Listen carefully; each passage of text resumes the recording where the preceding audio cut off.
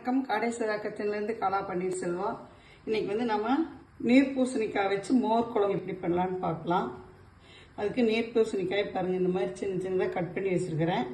அரைக்கிறதுக்கு துவரம்பருப்பு ஒரு 3 ஸ்பூன், கொஞ்சமாக தேங்காய், 1 ஸ்பூன் மல்லி, 1 ஸ்பூன் ஜீரகம், ஒரு 10 மிளகு, வரமிளகாய் அவங்கவுங்க காரத்துக்கு தகுந்த மாதிரி, பூண்டு 4 பல், இஞ்சி ஒரு துண்டு.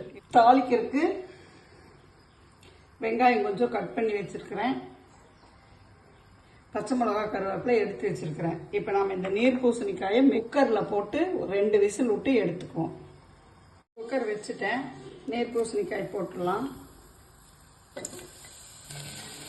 கொஞ்சமாக தண்ணி ஊற்றினீங்கன்னா போதும். நீர் பூசணிக்காய், மஞ்சத்தூள் 1/2 ஸ்பூன், உப்பு, இந்த காய்க்கு தகுந்த உப்பு போட்டு 2 விசில் விட்டு எடுத்துப்போம். ஏன்னா இது கொஞ்சம் வேகறதுக்கு தனியாக போட்டு வச்சா வேகறதுக்கு லேட் ஆகும்.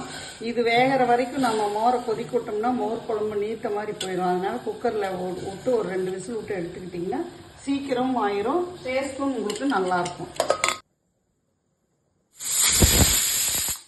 2 விசில் வந்துடுச்சு, ஆஃப் பண்ணிடலாம். வந்துடுச்சு. இப்போ எண்ணெய் ஊற்றிக்கலாம்.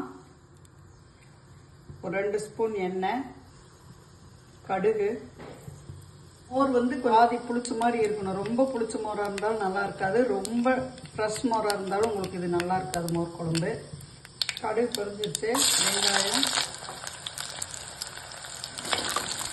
அரைக்கிறதுக்கு அப்படி தான். நீங்கள் வந்து இஞ்சி, பூண்டு, மிளகு எல்லாமே காரமாக இருக்கும். அதனால நீங்கள் காரம் பார்த்து வரமிளகாய் போட்டுக்கோங்க.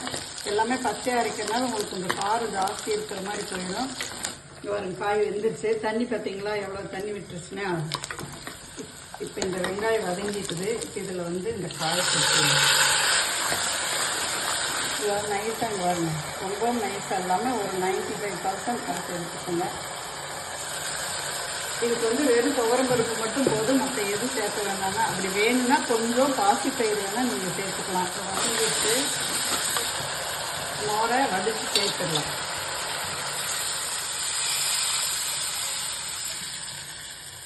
இந்த அரைச்சி வச்சிருக்கிற வெள்ளி இது கூட சேர்த்து கலக்கி வைக்கணும். காய் வேகும்போது மட்டும்தான் உப்பு போட்டுருக்குறோம்.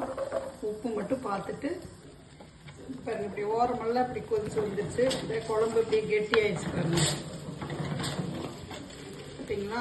இது நீங்கள் இன்னும் தண்ணி வேணும், இன்னும் கூட கொஞ்சம் தண்ணி ஊற்றிக்கலாம். அவ்வளோதான், அடுப்பு ஆஃப் பண்ணிடலாம். நம்ம மோர் குழம்பு ரெடி ஆயிடுச்சு. நீங்களும் இதே மாதிரி செஞ்சு பார்த்துட்டு எப்படி இருந்ததுன்னு கமெண்ட்ஸில் சொல்லுங்கள். லைக் பண்ணுங்கள், ஷேர் பண்ணுங்கள். காடேஸ்வரா கிச்சனுக்கு ஒரு சப்ஸ்கிரைப் பண்ணுங்கள். நன்றி. மண் சட்டியில் வச்சா அந்த சுற்றி ரவுண்டாக நுர வர மாதிரி இருக்கும்போதே ஆஃப் பண்ணிட்டீங்கன்னா கொதிச்சு சரியாயிடும். இதே நீங்கள் வந்து வேறு பாத்திரத்தில் செய்யும்போது ஒரு கொதி விட்டு ஆஃப் பண்ணிடுங்க.